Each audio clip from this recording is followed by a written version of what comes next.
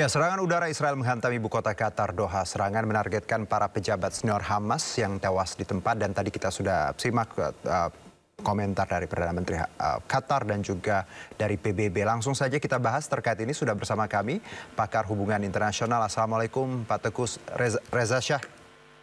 Waalaikumsalam, salam ya. Indonesia. Salam Indonesia, Pak.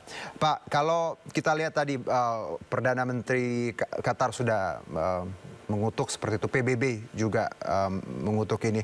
Anda melihat serangan ini terlalu berani ya Pak, di zona yang atau wilayah yang jelas-jelas bukan wilayah perang antara Israel dan misalnya Palestina seperti itu Pak?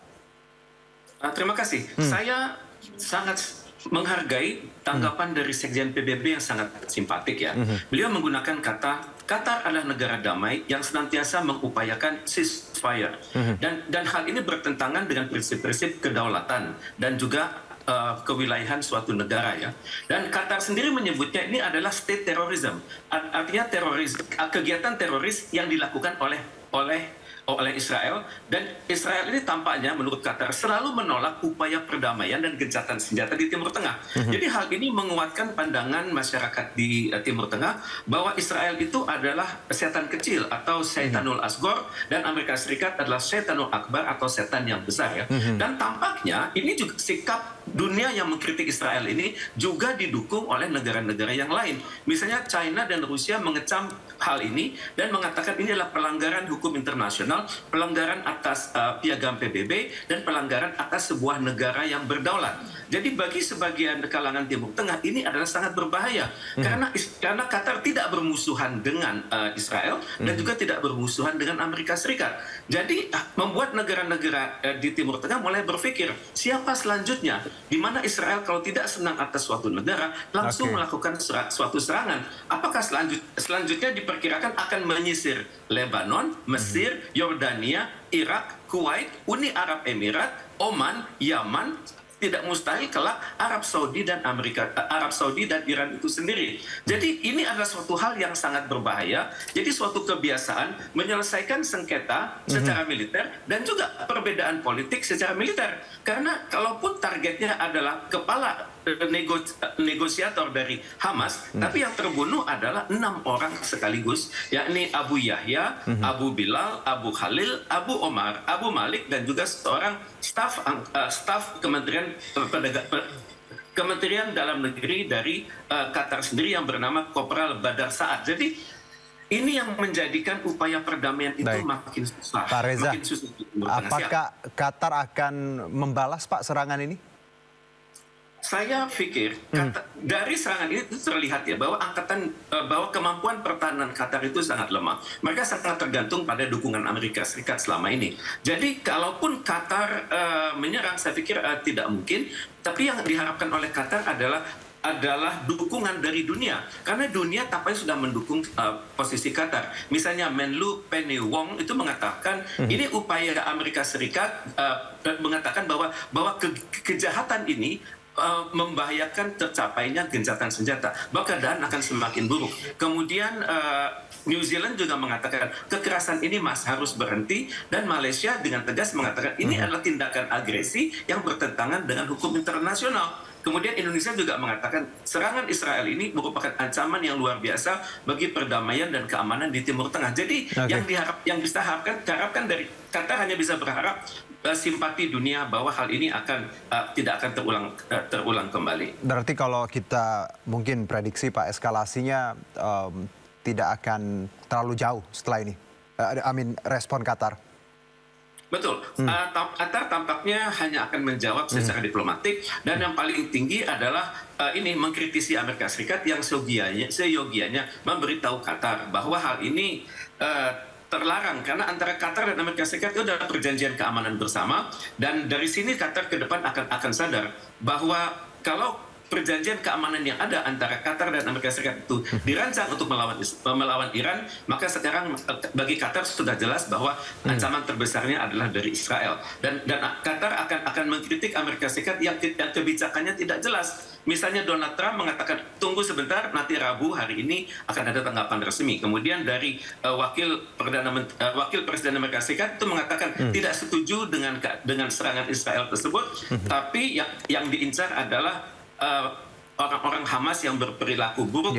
Kemudian dikatakan juga orang-orang Hamas tersebut hidupnya serba mewah, sementara masyarakat Palestina sendiri hidupnya dalam keadaan susah. Jadi Amerika Serikat tampaknya tidak bertanggung jawab, walaupun mereka mengetahui. Kemudian juga mereka mencoba mengalihkan isu dengan menciptakan suatu konflik psikologis di antara masyarakat Palestina sendiri. Dan bagi Israel ini tampaknya akan berlanjut, karena dubes Israel di PBB Yehiel Leiter itu mengatakan jika tokoh-tokoh Hamas belum kami selesaikan, kami akan menyerang kembali. Menyerang kembali ini bisa berarti di wilayah sekitarnya, di wilayah sekitarnya itu banyak sekali, dan ini bagi Israel juga merupakan suatu uji coba apakah negara-negara sekitarnya itu memiliki kemampuan udara yang baik untuk menghadapi serangan udara.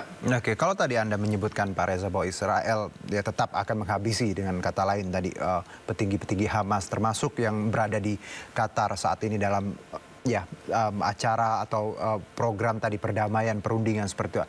Anda melihat bahwa jadi apapun yang kita kerjakan, misalnya perundingan, perdamaian atau two-state solution tidak akan tercapai karena Israel ngotot dengan tadi harus menghabisi, Pak Reza.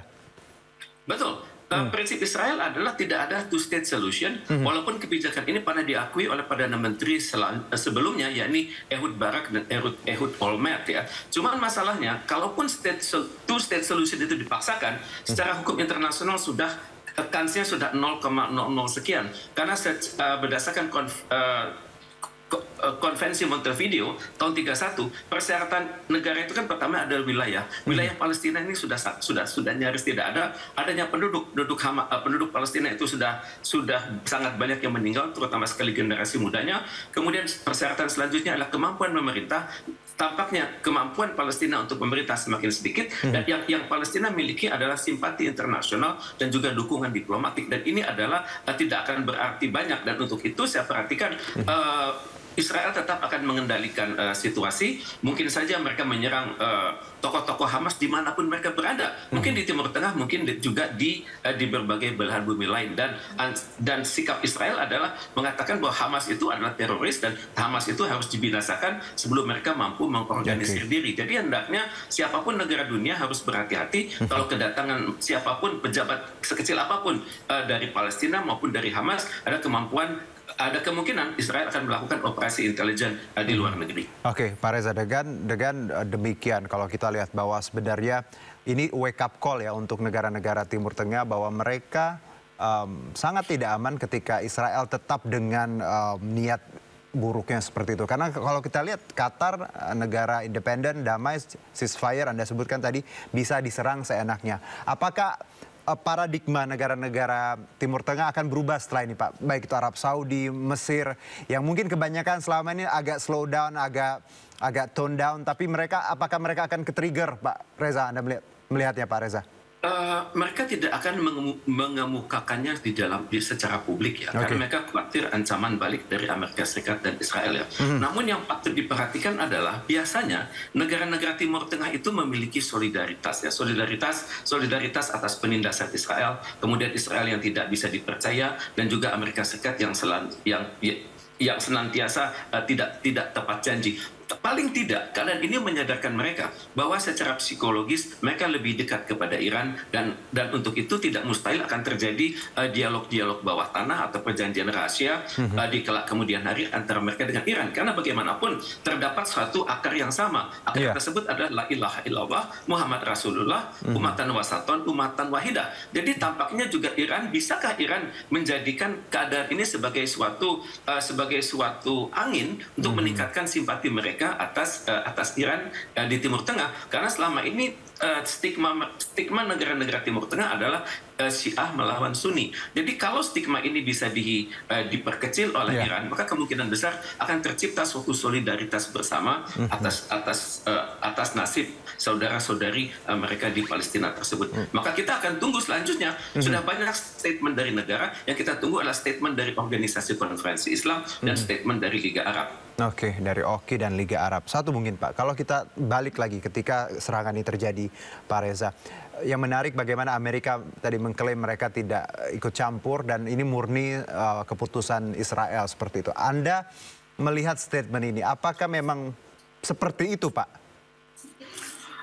Kalau kita merunut pada pemberitaan dari kalangan Qatar, mereka mengatakan statement dari Amerika Serikat itu, di mana Amerika Serikat itu menyayangkan, Amerika Serikat itu mengkritik Israel, itu diberikan 5 menit setelah serangan itu terjadi.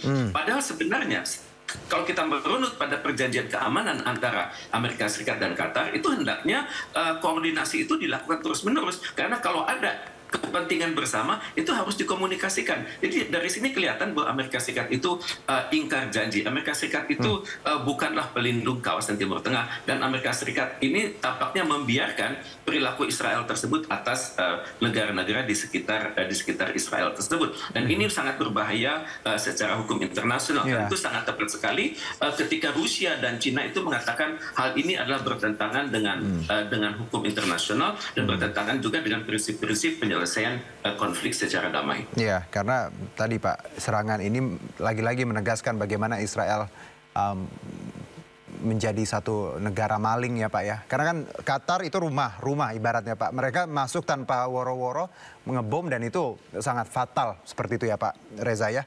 Oke, terakhir Pak Reza, untuk Indonesia Pak, kita tahu Pak Prabowo juga sudah mengecam seperti itu. Anda melihat dari dinamika yang saat ini berkembang di Timur Tengah, peran Indonesia tetap sama. Kita tadi bagaimana, ada juga misi kemanusiaan ya Pak ya, yang saat ini sedang berlayar. Apa yang bisa terus Indonesia lakukan Pak? Pertama, sikap kita tetap harus keras ya, karena kita menolak adanya keadaan yang merusak hukum internasional. Kita menolak adanya serangan atas suatu negara yang berdaulat.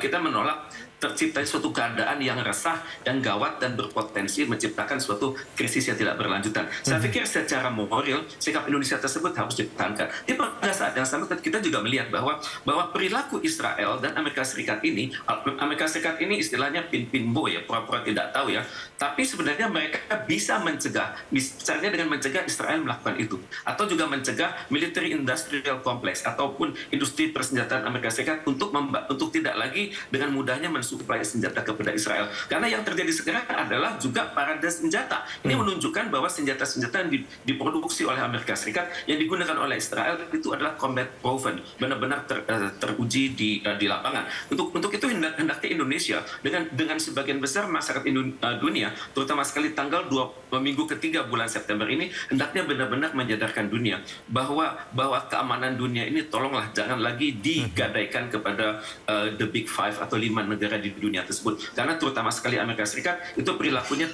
tidak mengupayakan perdamaian dunia. Seringkali dengan mudahnya mempermainkan veto. Karena itu hendaknya PBB hendaknya direstrukturisasi, direformasi, terutama sekali pada Dewan Keamanan PBB tersebut, agar lebih moderat, lebih bersikap simpatik atas masalah-masalah perdamaian dunia, dan dengan tidak mudahnya membiarkan suatu negara menyerang negara yang lain.